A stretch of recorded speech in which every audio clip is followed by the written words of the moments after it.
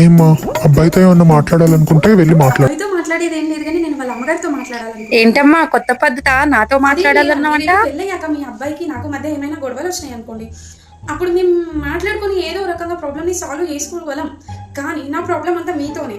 అందుకే మీతో కొన్ని పాయింట్స్ డిస్కస్ చేద్దామని.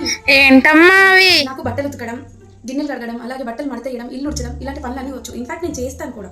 కానీ మీరేదో ఓనర్ లాగా ఫీల్ అయ్యి నేనేదో హౌస్ హెల్పర్ లాగా అది చెయ్యి ఇది చెయ్యి అని చెప్పి నాకు కుకింగ్ కూడా రాదు. అట్లనే నేర్చుకోకుంటున్నాను. నేర్చుకునే వరకు ఆగండి.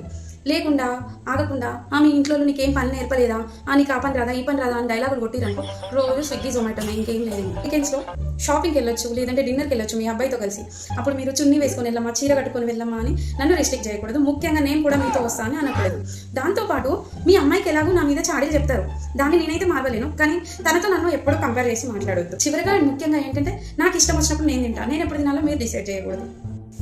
అది కూడా నేను సోఫాలో కూర్చొని తింటాను. రిమోట్ నా చేతిలోనే ఉండాలి ఎప్పుడు. ఇదంతా మీకు ఓకే అయితే నాకు మీ అబ్బాయిని పెళ్లి చేసుకోవడం కూడా ఇష్టమే.